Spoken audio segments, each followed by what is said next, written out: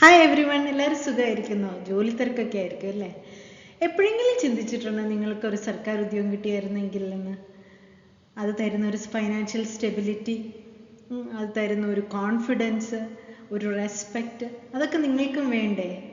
അപ്പോൾ നിങ്ങൾക്കായിട്ട് ഞങ്ങളിവിടെ ഒരു ആപ്പ് ഒരുക്കിയിട്ടുണ്ട്. അതിനകത്ത് 250-ൽ പരം വീഡിയോസ് ഉണ്ട്, 2000-ന് മുകളിൽ MCQ ഡിസ്കഷൻസ് ഉണ്ട്.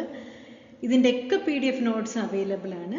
ഇതെല്ലാം നിങ്ങൾക്ക് അവൈലബിൾ ആക്കുന്ന 5999 റേഞ്ചിലാണ്, അതും 6 months വാലിഡിറ്റി. ഇത് പ്രിപ്പയർ ചെയ്തിരിക്കുന്നതെല്ലാം എക്സ്പേർട്സ് ആണ്. അതുകൊണ്ട് ഇതിൻ്റെ കണ്ടന്റ് നിങ്ങൾക്ക് തീർച്ചയായിട്ടും ഉപകാരപ്രദമാവും എന്നുള്ളതിന് യാതൊരു സംശയവും വേണ്ട.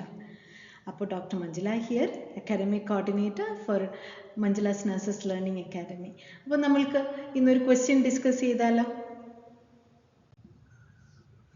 A patient with cirrhosis is admitted with worsening ascites and confusion.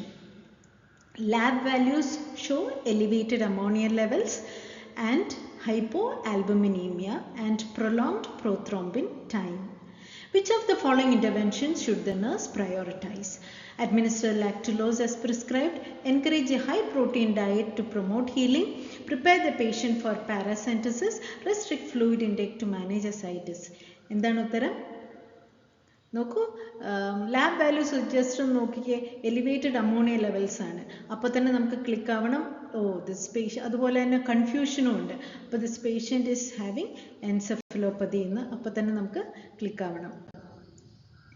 അപ്പോൾ എൻസെഫലോപ്പതി ഉള്ള പേഷ്യൻസിന് നമ്മളിവിടെ എന്താ ചെയ്യേണ്ടത്? ലാക്ടുലോസ് കൊടുക്കുക ആസ് പ്രിസ്ക്രൈബ്ഡ്. ബിക്കോസ് സിറോസിസ് ഉള്ള പേഷ്യൻറ്റിന് എന്താ സംഭവിക്കുന്നത്? അമോണിയ ലെവൽസ് വളരെ എലിവേറ്റഡ് ആയിരിക്കും. കാരണം liver cannot metabolise the ammonia into urea. Ammonia toxic ആണ് ബോഡിക്ക്. അപ്പോൾ അമോണിയനെ മെറ്റബലൈസ് ചെയ്ത് യൂറിയ ആക്കുന്ന ജോലി ആർക്കാ? ലിവറിനാണ്.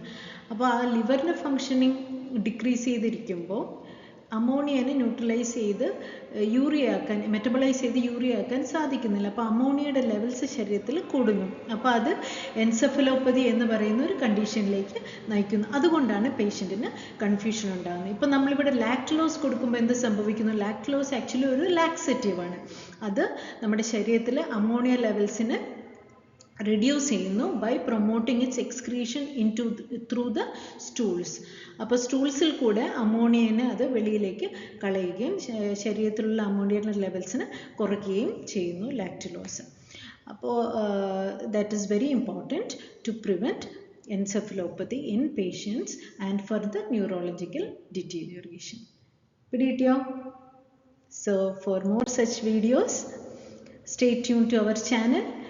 അതിനു മുന്നേ ഞാൻ ഒരു കാര്യം കൂടി ഇവിടെ ഇൻക്ലൂഡ് ചെയ്യുകയാണ്, ക്ലിനിക്കൽ പേൾസ് എന്ന് പറഞ്ഞാൽ.